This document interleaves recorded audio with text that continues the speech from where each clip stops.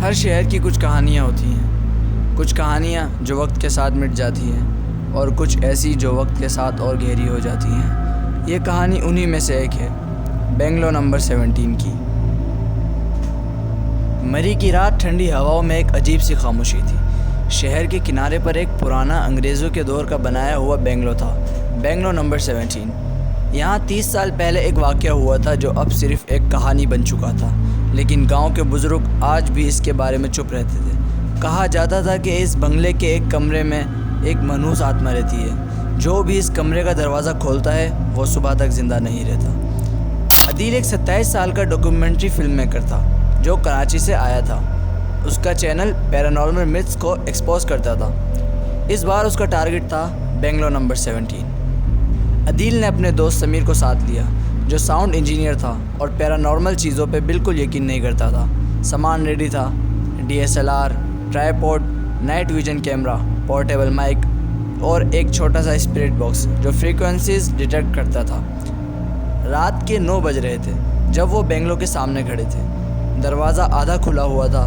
पुराने जंग लगे हिंग्स हल्की सी चीख निकाल रहे थे। समीर हंसा। वेलकम कमेटी तैयार लगती है। अदील चुप था, सिर्फ कैमरा ऑन करके रिकॉर्ड स्टार्ट किया।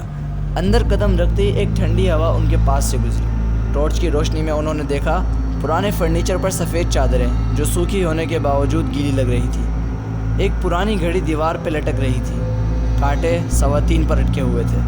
अदील ने कैमरा एडजस्ट किया ही था कि ऊपर से ठक एक भारी आवाज़ आई। समीर ने टॉर्च ऊपर मारा लेकिन कुछ नज़र नहीं आया। अदील ने कहा, चलो चेक करते हैं।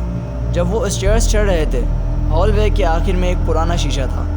टॉर्च की रोशनी सीधा शीशे पे पड़ी और उन्होंने देखा एक औरत सफ़ेद गाउन में सीधा उनकी तरफ देख रही थी। चेहरा अंधेरे में छुपा हुआ था। अदील ने पीछे देखा, कोई नहीं। वापस शीशे में देखा और शीशा खाली। समीर नर्वसली हंसा। भाई, ये कैमरा चल रहा है ना, ये सीन वायरल कर देगा। वो ऊपर पहुँचे। कॉरिडोर में 3 कमरे थे लेकिन सब बंद। बस आखिर में एक छोटा सा दरवाज़ा जिसमें से हल्की सी हवा चल रही थी। नाइट विजन कैमरा में एक छोटी सी परछाई उस दरवाजे के अंदर घुस गई थी, मगर नेक्ड आई से कुछ नहीं दिख रहा था। समीर ने हैंडल घुमाया, दरवाज़ा लॉक था। अदील ने नीचे से एक पुरानी चाबी उठाई जो शायद यहाँ की थी। जब उसने लॉक खोला, एक बड़ी सी क्लिक की आवाज़ हुई और हवा का एक तेज़ झोंका बाहर आया, जैसे अंदर से कोई प्रेशर रिलीज़ हुआ हो। कमरा छोटा था, बस एक टेबल, एक चेयर और एक पुराना ट्रंक था, मगर कमरे में एक अलग ही स्मेल थी, मेटेलिक, जैसे पुराने खून की बू। अदील ट्रंक के पास गया। उसका कैमरा रिकॉर्ड कर रहा था। उसने ट्रंक खोला। अंदर एक पुरानी डायरी थी, कुछ ब्लैक एंड वाइट तस्वीरें और एक छोटी सी वुडन डॉल जिसका चेहरा आधा जला हुआ था। डायरी के फर्स्ट पेज पर लिखा हुआ था, मैं यहाँ अकेली नहीं हूँ। उसी वक्त कमरे का दरवाज़ा ज़ोर से बंद हो गया। समीर ने हैंडल खोलने की कोशिश की, मगर लॉक अपने आप दोबारा लग गया था। कैमरे के माइक ने एक हल्की सी आवाज़ रिकॉर्ड की, वापस जाओ वरना तुम भी यहीं रहोगे। दरवाज़ा बंद हो चुका था। कमरे का अंधेरा और गहरा हो गया था। टॉर्च की रोशनी भी अजीब लग रही थी, जैसे उसकी बीम हवा में एब्जॉर्ब ना हो रही हो। समीर थोड़ा पैनिक हुआ और कहा, भाई दरवाज़ा नहीं खुल रहा, ज़ोर लगाओ। अदील ने हैंडल को ज़ोर से खींचा, कोई फ़ायदा नहीं हुआ। अचानक उनके पीछे ट्रंक अपने आप बंद हुआ। अदील ने कैमरा उस तरफ घुमाया, मगर ट्रंक अब खामोश था, जैसे कभी खुला ही ना हो। हल्की सी सर्दी उनकी गर्दन के पीछे महसूस हुई, जैसे कोई खड़ा हो। समीर ने पलट के देखा और वहाँ कुछ नहीं था। डायरी ज़मीन पर गिर चुकी थी और उसका एक पेज खुला हुआ था। मैंने कहा था मुझे अकेला छोड़ दो। अदील ने डायरी उठाई और जैसे ही उसने अगली लाइन पढ़ने की कोशिश की, एक औरत की चीख इतनी तेज़ गूंजी कि उनका माइक का लेवल पीक पे चला गया। चीख सिर्फ 1 सेकंड रही, लेकिन उसके बाद एक डेड साइलेंस। समीर ने कैमरा उठाया, नाइट विजन ऑन किया। फुटेज में एक कोने में वो अपनी डॉल अपने आप ही हिल रही थी, लेकिन उसके साथ एक परछाई भी थी जो धीरे धीरे उनकी तरफ आ रही थी। अदील ने कहा, समीर ये कोई प्रैंक तो नहीं है ना? समीर ने कहा, भाई अगर प्रैंक होता तो मैं सबसे पहले भाग जाता। परछाई पास आती गई, लेकिन जब टॉर्च उस पर मारी तो वहाँ कुछ नहीं था, सिर्फ एक पुरानी कुर्सी जिसमें हल्की सी हलचल हो रही थी, जैसे कोई उसमें बैठा हो और उठे बिना झूल रहा हो। फिर डायरी का नेक्स्ट पेज अपने आप पलटा, नहीं लाए नहीं, तुम लेट हो गए हो। सडनली दरवाज़ा अपने आप खुल गया। समीर ने बिना देखे भाग के कॉरिडोर में कदम रखा। अदील कैमरा संभालते हुए उसके पीछे आया। नीचे जाने वाले स्टेयर्स पे दोनों रुक गए। नीचे का पूरा लिविंग रूम बदल चुका था। वो फर्नीचर जो चादरों से ढका हुआ था अब बिल्कुल साफ था। फायरप्लेस जल रही थी और एक पुराना ग्रामोफोन चल रहा था जो एक इंग्लिश ओल्ड सॉन्ग बजा रहा था। समीर ने कहा, भाई हम टाइम ट्रेवल करके गए हैं क्या? फायरप्लेस के पास एक बुजुर्ग आदमी बैठा था, सफ़ेद सूट में, हाथ में विस्की का गिलास। उसने बिना पल के झपकाए सीधा उनकी तरफ देखा और कहा, तुम लोग भी आखिरी मेहमान हो जैसे वो थी। अदील ने कैमरा उठाया, रिकॉर्ड चल रहा था, और कहा, आप कौन हैं? बुजुर्ग आदमी मुस्कुराया और कहा, मैं केयर टेकर हूँ, या शायद था। तुम उस कमरे में गए हो ना, फिर तुम यहाँ से ज़िंदा नहीं जाओगे। उसकी आवाज़ धीरे धीरे इको बन गई और अचानक वो कुर्सी से गायब हो गया। समीर ने सीधा मेन डोर की तरफ दौड़ लगाई, लेकिन डोर के पीछे सिर्फ एक हॉलवे था जिसमें दोनों तरफ आनंद तक जाती दीवारें थीं। अदील ने कहा, ये तो इम्पॉसिबल है, यहाँ तो एग्जिट था। हॉलवे के आखिर में एक छोटी सी लड़की दिख रही थी, वही जली हुई वुडन डोल हाथ में पकड़े हुए। उसने सीधा कहा, तुम मेरी कहानी सुनोगे या मेरी तरह यहाँ रहोगे? उसकी आंखों में इतना अंधेरा था कि टॉर्च की लाइट भी एब्जॉर्ब हो गई। हॉलवे में वो छोटी सी लड़की बस खड़ी थी, उसके दोनों हाथ से डोल लटकी हुई थी। अदील और समीर बिल्कुल स्टैटिक हो गए, ना आगे बढ़ पा रहे थे ना पीछे जा सकते थे। लड़की की आवाज़ बिल्कुल सीधी और इमोशनलेस थी। उसने कहा, अगर तुम मेरी कहानी नहीं सुनोगे तुम यहाँ से कभी नहीं जा पाओगे।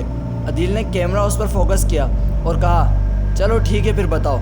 लड़की ने धीरे से मुस्कुराया, मगर वो मुस्कान इंसानी मुस्कान नहीं थी। फिर उसने डोल अपने सीने से लगाई और सीन धीरे धीरे फेड होने लगा। मरी 1954।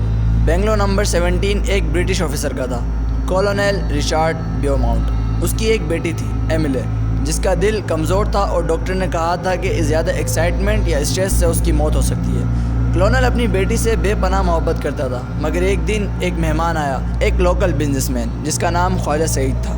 वो अपनी बीवी और छोटी बेटी के साथ आया था और उस बेटी का नाम भी आमिना था। एमिले और आमिना दोनों की उम्र लगभग बराबर ही थी और वो जल्दी दोस्त बन गई। लेकिन एक शाम जब ग्रोन अप्स डाइनिंग रूम में थे, एमिले ने आमिना को अपने कमरे में बुलाया और एक वुडन डॉल दिखाई जो उसकी माँ ने मरने से पहले दी थी। एमिले ने कहा, ये मेरी माँ की आखिरी निशानी है, तुम इसे हाथ भी मत लगाना। लेकिन आमिना को डॉल बहुत पसंद आई। उसने ज़िद करके उसे पकड़ लिया। अचानक एमिले को गुस्सा आ गया, उसका दिल तेज़ से धड़कने लगा और वो ज़मीन पे गिर गई। उस वक्त कोई डॉक्टर पास नहीं था और एमिले ने वही दम तोड़ दिया। कॉलोनेल जब ये देखा उसका दिमाग ख़राब हो गया। उसने आमिना को ब्लेम किया और गुस्से में उसको एटिक वाले कमरे में लॉक कर दिया। 3 दिन तक उस कमरे का दरवाज़ा नहीं खोला गया और जब खोला तो बस एक लाश मिली, उसके साथ डॉल थी। उस दिन से जो भी उस एटिक कमरे में गया, आमना की रूह उसके साथ चिपक गई। हॉलवे में वापस लड़की ने कहा, मैं आमना हूँ, तुमने मेरा कमरा खोल दिया, अब तुम भी यहाँ मेरे साथ रहोगे। हमने कुछ नहीं किया, हमें जाने दो। लड़की ने डॉल ज़मीन पे फेंकी और अचानक हॉलवे के दोनों तरफ दरवाजे खुल गए। हर दरवाजे के पीछे एक अलग सीन था। एक सीन जिसमें कॉलोनेल अपने हाथ में बंदूक लिए चला आ रहा था, दूसरे में आमना की डेड बॉडी कॉर्नर में बैठी थी, तीसरे में एक बड़ा सा काला साया जिसका चेहरा नहीं था, सिर्फ खोखला सुराख था। अदील ने कैमरा नीचे किया और देखा कि समीर के पैर में हल्की सी लकीर चल रही है, जैसे कोई इनविजिबल रोप उससे खींच रही हो। अदील ने कहा, समीर भाग, मगर समीर एक झटके में अंदर खींच लिया गया और दरवाज़ा बंद। उसके बाद सिर्फ एक आवाज़, एक लंबी खींचती चीखती हुई आवाज़, और फिर साइलेंस। अदील अब अकेला था। लड़की उसके सामने आई, डॉल उठाई और उसके कान में कहा, अब तुम मेरी कहानी कंप्लीट करोगे। अदील के सामने आमना खड़ी थी। उसका सफ़ेद जला हुआ गाउन हवा में हिल रहा था जैसे पानी के नीचे कोई कपड़ा। उसकी आंखों में सिर्फ 2 काले खोखले सुराख, जहाँ से हवा सीटी की तरह निकल रही थी। तुम मेरी कहानी कंप्लीट करोगे, वरना तुम भी वैसे ही मर जाओगे जैसे वो मर गया। अदील ने कैमरा उठाया और कहा, मैं तुम्हारी कहानी ज़रूर रिकॉर्ड करूँगा, बस मुझे एक बार जाने दो। आमना ने अपना छोटा सा हाथ उसके पीछे सीने पर रखा। एक बर्फ़ जैसी ठंडक उसके जिस्म में उतर गई। आँख के सामने सब कुछ ब्लर होने लगा और फिर वो वापस एटिक वाले कमरे में था, मगर इस बार वो पुराने ज़माने में था। कमरा साफ़ था, टेबल पे फ्रेश फ्लावर्स थे, ट्रंक खुला हुआ और डॉल अंदर। दरवाज़ा धीरे से खुला और एक आदमी अंदर आया और वो आदमी कॉलोनेल रिचर्ड ब्योमाउंट था। उसके हाथ में एक छुरी थी और उसकी आंखों में पागलपन था और उसने कहा, तेरी वजह से मेरी बेटी मर गई, अब तू भी मर। कॉलोनेल ने छुरी उठाई, लेकिन इसी मोमेंट में एक काली दीवार से एक शेडो निकल के उस पर टूट पड़ा। अदील समझ गया ये आमना का बदला था। पूरा कमरा हिला, चीज़ें उड़ने लगी, ट्रंक का ढक्कन ज़ोर से बंद हुआ और आमना ने एक ऐसी चीख मारी जो सीधा दिमाग के अंदर घूम रही थी। कॉलोनेल हवा में उठ गया और उसका चेहरा धीरे धीरे पिघलने लगा, जैसे मौम कर दिया गया हो। उसकी आंखों से खून नहीं, काले धुएं निकल रहे थे। फिर सब कुछ अंधेरा हो गया। अदील अपने कैमरे के साथ बेंगलोर के बाहर पड़ा था। सुबह के 6 बज रहे थे। हवा बिल्कुल ठंडी थी, लेकिन सूरज की पहली किरण आ रही थी। वो हाँप रहा था। समीर कहीं नज़र नहीं आ रहा था। उसने कैमरा ऑन किया, प्लेबैक चलाया। फुटेज में वो सारी रात रिकॉर्ड थी, लेकिन एक अजीब बात थी। फुटेज में अदील अकेला ही था, कहीं भी समीर नहीं, ना लिविंग रूम में, ना हॉलवे में, ना एटिक में। अदील का चेहरा सफ़ेद पड़ गया। उसने कैमरा ऑफ किया और सीधा मरी से निकल गया। 1 साल बाद कराची में अदील का चैनल वायरल हो गया। उसने वो वीडियो अपलोड नहीं की थी, फिर भी वो इंटरनेट पे लीक हो गई। कमेंट्स में लोग लिख रहे थे, ये कौन है जो इसके पीछे चल रहा है वीडियो के लास्ट फ्रेम में। अदील ने वीडियो दोबारा देखी। लास्ट फ्रेम में उसके पीछे एक लड़की थी, जली हुई वुडन डॉल हाथ में लिए, सीधा कैमरे की तरफ देख रही थी। उसने तब समझा आमना ने उसे जाने दिया, मगर अब वो उसके साथ आ चुकी है।